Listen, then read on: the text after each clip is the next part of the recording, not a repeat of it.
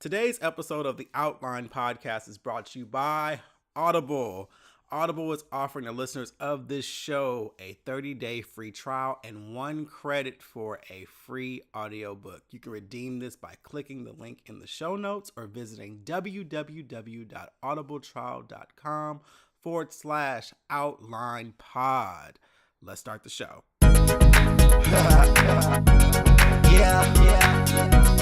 The Outline with Kevin Dwayne. Kevin Dwayne.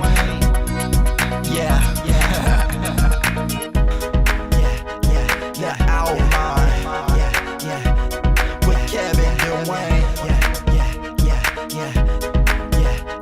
The Outline. With Kevin Dwayne. This is the Outline with Kevin Dwayne. Kevin Dwayne with Kevin Dwayne.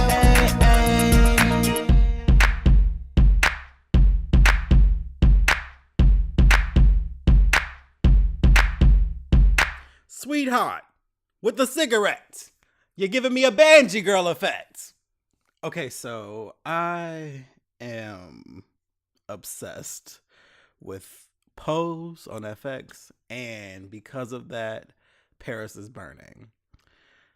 If you're watching Pose on FX and you haven't seen Paris is Burning, I don't know why in the fuck you even listen to my show, because you are not gay enough. Like, you're not gay enough and you're not gay adjacent enough. Paris is Burning is the prerequisite.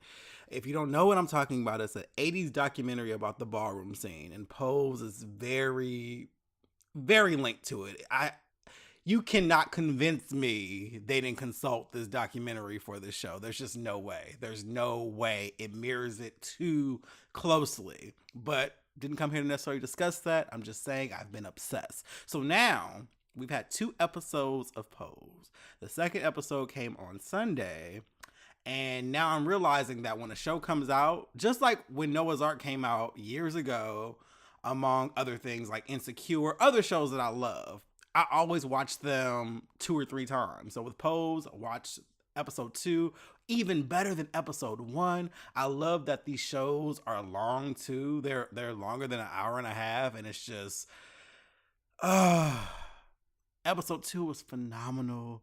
Just black, or not even black, people of color and gay on the screen, and we're being represented well.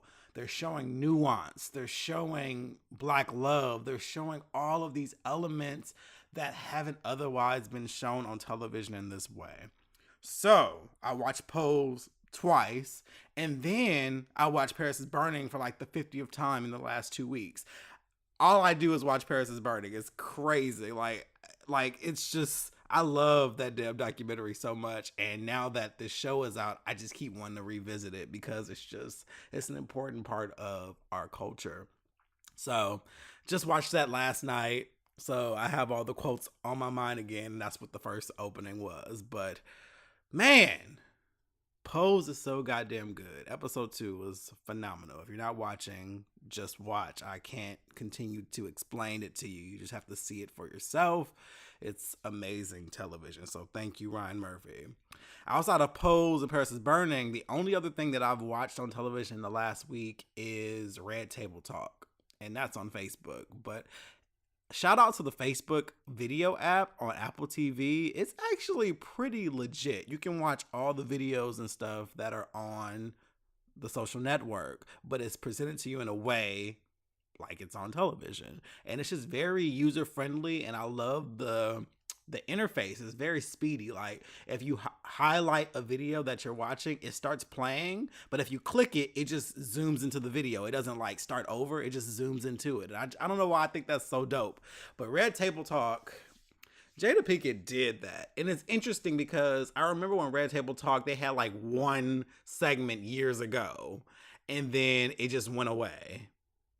And I was always curious at what was going on with that. So I'm glad that they actually brought it back in a way that's better than ever. And I love that she's targeting topics that are taboo. This week, she talked about sex, and this is with her mother and her daughter. So you have 3 generations talking about sex. Willow Smith is 17 years old. She'll be 18 in October. And they had her best friend. I forgot her best friend's name, but she's 21. And they all talked about sex. And of course, the grandmother was apprehensive, but I commend her for stating that she was apprehensive of talking about it, but still talking about it. I love that they all comfortably talked about sex at the table in a way that wasn't taboo, especially for women. Women get hell for sex, and women are treated as possessions and treated as objects and don't get to really talk about sex in a way that is free to them. And it was a really, really good episode. I don't want to give away too many details. I want you to watch it, but I've been watching that, Pose, and Paris is Burning. Other than that, I have been reading. I've been on this reading kick. And ever since reading The Velvet Rage, I just was like, I'm going to read more books. And mostly it's been books that I've already read before. I'm just checking out all this other stuff. Because as I said before with The Velvet Rage, I felt like it was a completely new book because I've grown up. It's been over a decade. So I was like, you know what? Let me read some other books that I haven't touched and poured over in over a decade and see how I feel about them. And I've had the exact same experience. After reading The Velvet Rage, I ended up reading Invisible Life by Elin Harris, which I read the entire collection of his books back in college. I read them all of them. Anything that his name was on, I bought it. I was obsessed with that whole world with Raymond and Basil and Kyle and all those people. I loved every book that he put out. So I decided to reread Invisible Life and read it in like a day and some change. And it was like a new book. It was like a new experience. There were so many elements I forgot about. And as a grown man, it's different. Because now I'm older than the main characters in the first book. As you know, if you read the books, they get older. But in the first book, I'm now older than them. When I read the first time, I was the same age when it started. I was like 20. So I was the same age as Raymond, but he eventually grows up to be like 27, 28, 29. So the perspective was just different because now I'm 32 and I'm like, okay, this feels completely different. So totally enjoyed it. I love Elin Harris had a way of putting you in this world that is just phenomenal. The way he describes everything, the way he paints these pictures, it really makes you feel you are a part of it. And that is really good book writing. If I ever put out a book, that's how I would want my novel to read. It's just beautiful. And another thing I was concerned about, especially with rereading books, I never want to lose my love for something I once loved because of getting older or being more woke. And so I was fearful of rereading Invisible Life because so much has happened with gay people and progression and how we feel about hypermasculinity and all those things. So I was afraid of reading it and finding issue with it on this end of the spectrum, but I didn't. I still appreciated it. I still understood that it was a book where the characters were in the late 1980s and the early 90s. And I still appreciated it and loved it and read it end to end like it was a completely new book. And there were so many things I forgot about. So I'm going to continue reading the other books from the series. But after reading that, I then went into Single Husbands by Honeybee.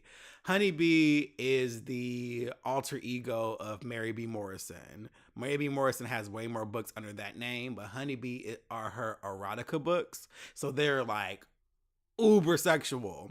So with Single Husbands, I struggled with like the first chapter because of the writing style. This go round. The first time I read it, I remember just being in it. All in it, like, oh my God, this is so good. But this time I was like, okay, your writing style is kind of annoying me.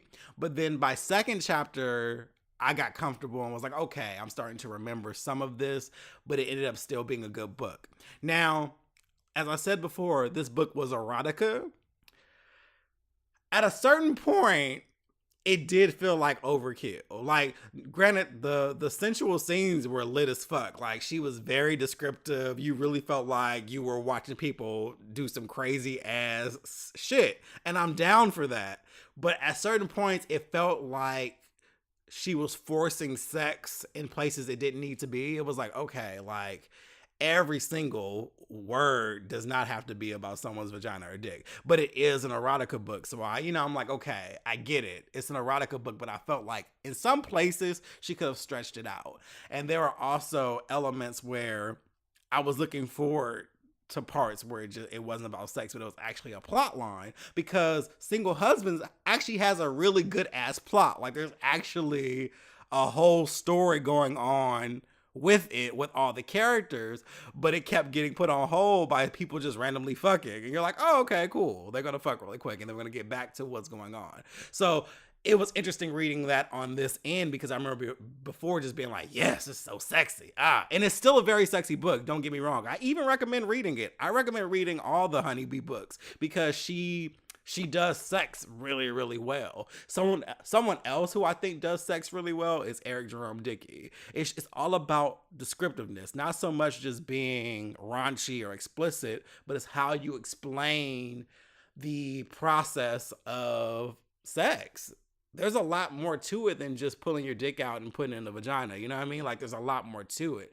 So when people can really, really describe sex in a way that works, it can be very pleasing to the reader. So I do recommend reading it, but I remember this being different. I've never thought of something being oversexed, but this time I was like, okay, yeah, this is highly sensual. Almost kind of like 50 Shades of Grey. There are parts where you're just like, Jesus, like, yeah. But reread that, and then after that, I picked up Fly Girl by Omar Tyree, which used to be a fave of mine, next to Coldest Winter Ever. Coldest Winter Ever is like every hood person's favorite book, because that book was lit, and it's still lit. I've read Coldest Winter Ever more than I've read anything else, because it's just that powerful of a book. Sister Soldier did that shit, but Fly Girl comes in very close to it. The character of Tracy and Fly Girl isn't as lit as Winter, but her character is young and goes through a lot of shit that you're like, damn, this girl is out here doing the most. And it's still a really, really good read, because it's complex and it takes you on a journey, and it just shows you how much happens when you're adolescent. Like, it's really good. So rereading it, once again, now in the book, I'm her parents' age. Her parents were like 29, 30 when the book starts. And it's interesting, because when I first read it, I was closer to her age. I want to say I read that book in high school, because it was right around the same time as Coldest Winter Ever.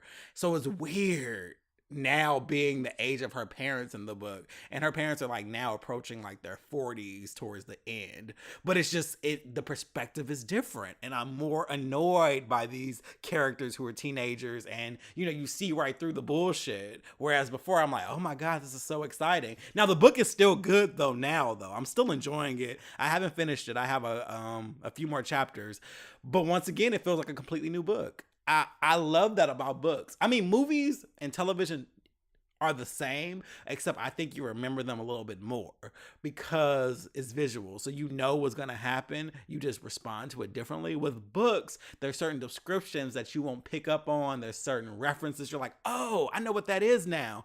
Even how you paint the story in your head is different when you read it later. For example, in Omar Tyree's Fly Girl, when I read that, I'd never been to Philadelphia ever, and I had no idea what Philly looked like. And I remember reading it with this I think I kind of made it still very much California based. Now, with my knowledge of Philly, I actually imagined Philly, and I actually drew the neighborhood completely different in my head. I saw the people different in my head. I heard accents different in my head. And it's just amazing that books can do that to you. So that's what I've been doing. I've been reading for the last week, to the point that yesterday my vision was actually fucked up, because I read a lot of books on my iPad, and I think that light is starting to fuck my eyes up. a little bit. So I had to kind of back up a little bit, and it made me sad because I want to keep reading because that's my thing right now. But I may have to just move back to traditional paper books because I think the light from the iPad is fucking me up. So that's a whole nother thing. But that's what I've been doing, and I'm loving every minute of it. I just love being put in different worlds, and I think only books can do that for you. Only they can do that. Like, it's amazing.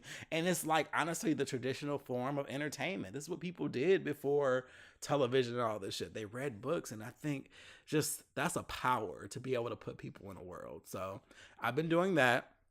Also, I wanted to shout out Surface 323 and Awkward Cyber Guy for the love you guys showed me on last week's show. Thank you so much for listening to Stage 3 Queer, and also taking a leap of faith and going to buy The Velvet Rage. I'm so glad that you guys are enjoying the book, and like I said, I love to hear your thoughts. I know, Awkward Cyber Guy, you've reached out to me and let me know your thoughts on the book, and I'm glad that it's touching you too, because it's an amazing book, and a couple other people have talked to me about reading it, so I highly recommend it. It's by Alan Downs, PhD. It's called The Velvet Rage, Overcoming Growing Up Gay in a Straight Man's World. It's just a really good book, and it really opens your eyes up to certain behaviors that we encounter as gay men. So shout out to you all. And also, please, everyone else, please leave your comments on this show and go review it on Apple Podcasts and whatnot. Share it with your friends and leave your comments on Instagram, Twitter. I definitely read them. I see them. And if it's positive, I will certainly highlight you on the show. I don't do that negative shit, though. I'm just going to ignore you. Like, who has time for that? Who has time for it? But thank you all so much for taking a leap of faith and trusting me on my recommendations for entertainment and books. And speaking of recommendations, there are 2 new playlists on Apple Music that I created in the last week. The first one is a breakups playlist. It's called Bleeding Heart, I believe. So I just put together some of my favorite songs that talk about heartache and breaking up. And it's like 4 hours. So like I said, listen to it on shuffle. But then when you're done, turn that shit off and say, fuck that nigga, and move on with your life. Like, ain't nobody got time to be broken hearted that long. But I give you a good 4 hours to pour that brown liquor and just reminisce on what you had. And then move on to that sex playlist and find you somebody else to fuck. It's simple. Then I made another playlist last night called These Ladies Definitely Tried. And by that, it's all the girl groups, not all, but many of the girl groups that came up in the last maybe 30 years that honestly didn't get enough play. I don't think. I feel like a lot of people didn't give them enough time in the limelight, but they were actually solid girl groups. But they weren't a Destiny's Child or a TLC or In Vogue or SWV or a Jade or a Brownstone or a 702, you know? And so it was kind of like a bubbling under playlist, because I know people have asked me why I didn't include certain people, because there's certain people that didn't belong on that list. It was all about the groups that you probably know one song of theirs. And you're like, oh, I remember them. Oh, like they had one album, like 3LW. 3LW had 2 albums, but one that you really knew about. So they made the list because it's like you knew those first couple songs, but then they broke up, and then 2 of them became a part of the Cheetah Girls and that whole thing. But they were still very much bubbling under to me. So they're on the list. You have like Allure, who was Mariah Carey's group that came out like in 98, 99. And you have Electric Red, who was dope as fuck. They were Under the Dream and they were on Def Jam, but nothing happened with them, but they were super dope. So it's all the different girl groups. Rich Girl, that 7th Streeter was a part of, and then Lendriette, aka I think her name is Ashley now or something. She's in June's Diary, who I lightweight wanted to add June's Diary to the playlist because they ain't going no fucking where right now, but I just want to be a little bit more respectful. So I'm going to give them about 90 days. And if after 90 days, I'm going to add some of that music to the playlist because that group ain't going no goddamn where. I'm sorry, it's not. And they're a good group. I was rooting for them, but they're not going anywhere. Like, one of the girls from the group was singing backup for Jussie Smollett like not too long ago, and he was on a fucking network television show. I'm like, how embarrassing is that? You're in this girl group and you're not making no money. So I'm gonna add some of their stuff in about 90 days. So y'all get it together now. But Jim's Diary ain't doing shit. Like, they've been touring, but they had them on a tour with like R. Kelly, Bad Move, and they just did a show here not too long ago in Atlanta. But there's been no new music. There's been no, like, it breaks my heart, especially when you guys get these girls on these shows and these competitions, and they out here quitting their jobs, doing all this shit for a fucking dream, and y'all can't even promote them right. And I know there's all type of shit behind the scenes that goes on, but at a certain point, fuck, at least get them out there. Where the fuck is Diddy? Where is Diddy? Because here's the thing about Diddy. Diddy may have some fucked up ass contracts, and he may not have a lot of longevity with his artists, but he at least makes sure that first album or first 2 albums pop the fuck off. Those first 2 albums are going to sell. You hear me? They're going to sell. They're going to at least do well. He going to get good production. He going to get them out there, because Danny Kane and J26 did well for themselves. Now, all the shit, the turmoil inside, that was between them, but did he at least set them up so that they could actually strive? We're going to leave the band out of this. The band didn't go anywhere, because who the fuck wants us to see a fucking rap supergroup? No one. No one wanted that shit. It was too bangy. We didn't want it. But Day 26 and Danny Kane, listen, Day 26 is on a fucking reunion tour. Listen, they have enough fans to go on a fucking reunion tour off of 2 albums. Like, that's dope as fuck. And if Danny Kane got together right now, people will be into it. I just feel like if you're going to have a competition show, set these people up right. Stop doing this, aka The Voice. The Voice I can't name one fucking person from The Voice who did anything close to maybe a Carrie Underwood or a Fantasia or a Jennifer Hudson or a Kelly Clarkson. Or, you know what I mean? Hell, even Ruben Studdard had like a good 1 album. The Voice has no one do anything. Like, they literally go through all that shit, all that performing, all that collabing. You have these huge stars on there voting, and then nothing happens with the goddamn show or with the winner. It's like, what the fuck is the point? I mean, we say it's exposure, but if you can't do shit with the exposure, what's the point? What is the point? Why are you wasting my time?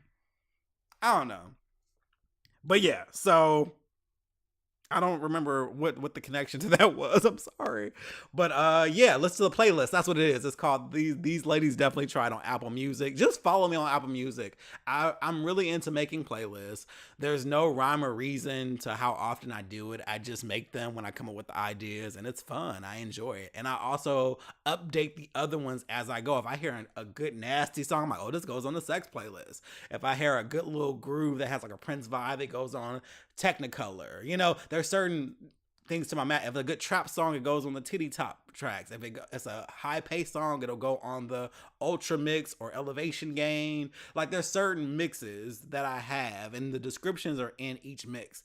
And my Apple Music's actually kind of popping. It's a whole lot of niggas on there. Somebody pointed that out for me. Oh, Searching for Timothy on Instagram. Shout out to you for your love on the last show, and also telling me about your interest in the Velvet Rage. But he also pointed that out. He's like, listen, your followers are popping on Apple Music. It's all niggas. And it really is. I'm like, they need to add a fucking DM feature so I can hit y'all up. If we got similar music tastes, we might have some other things in common. And if not, we can just fuck. But, you know, whatever. But Apple Music is popping. Follow me on there. You can see all my music and stuff and what I'm listening to. And it's very vast. So I look forward to seeing more of you follow me on there. And yeah. So with getting older, I am reaching a place where I'm realizing that for me to date and for me to be interested in certain people, I have to focus on initiating and focus on reaching out. Like, it's typically me who has to kind of shoot my shot these days. And a pattern I'm getting is, whether it's on Tinder or meeting people like online or in person, when I shoot my shot, they'll tell me that they were waiting on me to say something. And that was lightweight frustrating for me after a bit, because I'm like, damn, so if I never said anything to you, we would never even get to this point. Like, you could have been my ex already. Like, why are we wasting time, you know?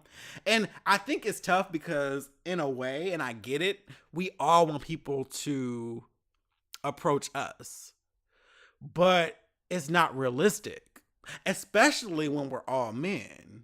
I'm specifically speaking to gay men now. I don't mean to leave anybody out, but but ladies, I mean, I get it. We're socialized to believe that ladies should be approached, but fuck that. If you see a man you like, go get that nigga, like, before some other girl does. Shit, ain't nobody got time for that shit. So I don't know. So I've gotten used to kind of just shooting my shot, and if I get rejected, I get rejected. And I understand that there is nuance to it, for sure. Like, DVZ, my homegirl, my newest homegirl, she reached out to me when I posted this on Instagram yesterday. And she was like, well, it's a little more complicated than that. She was all like, I mean, rejection hurts no matter what age you're in. She's like, now, and I'm paraphrasing right now. She was saying, in some cases, if it's a stranger, you may shoot your shot because you ain't got to see them again. You be like, okay, well, they ain't interested, so I can move on. But she's like, but what if you're interested in somebody who's like in a close circle or connected to your circle? If they curve you, now you got to be around them and feel all awkward about it. I'm like, yeah, that's true. But at the same time, you can't think about it in that way. You could actually shoot your shot and make that motherfucker. And they be like, actually, I was into you too. And I think we have to really kind of get in a place where we just tell people that we're interested. I think there's no harm in that. And if they're not interested back, oh well, it's a shot to your ego, but maybe your ego was too inflated to begin with. Like, it just is what it is, but you'll never know until you try. So me, I'm going to at least try. I'm gonna at least leave that comment. I'm gonna at least slide in that DM and just see where the interest is going, because my intuition is pretty good at kind of feeling a vibe. And if I don't feel a vibe, then I'm gonna fucking move on. But I just think it's very interesting that more and more people are saying, oh yeah, I was interested, but I just didn't say anything. I was waiting for you to say something because I wanted to be sure that you were interested in me. And I'm like, oh, okay. So I decided to go to Facebook and Twitter and ask people what they thought about this, more specifically what they thought about me, just kind of get people's perception of how I come across. So I asked the question, and I'm scrolling to it now, so forgive me, all the shit I reposted yesterday. Jesus. I put, am I intimidating in any way? If I get at one more guy and I'm told they were waiting for me to say something, I'm going to lose my mind. And I got some pretty interesting responses. So one of my friends, Lawrence, said, you're uber approachable and kind, and you make people feel comfortable around you. So I don't know what that's about with these dudes. Shaking my head. I'm like, oh, that's sweet. But the thing about it is, he's actually met me before. So I felt as though he saw me before the kind of the evolution that became where I am now. So maybe he can base it off of that. So, but at the same time, I'm like, okay, thank you. Someone else said, De'Aaron, I hope you guys don't mind me saying your first names. De'Aaron said, we live in a time of technology where people lack social and communication skills. It's easier for them to wait and either slide in your DMs or say they were nervous about approaching you. It probably has nothing to do with you. I'm like, okay. Someone else said, probably just scared to be rejected. That's real. Napoleon, who is a supporter of the show, and I appreciate him for always, thank you so much, Napoleon, for always supporting what I do and having positive things to say. He said this, not you per se, but perhaps your accomplishments, intelligence, overall air of confidence, and their perception thereof. Some people may be intimidated by these characteristics because they do not feel that they themselves are any of those things. These gentlemen or women, because they probably try it too, most likely feel like they aren't doing enough and can't live up to the expectations they think you might have of a potential suitor. So it's more about them than you. I've only met you once in person, and I happen to think you're very friendly.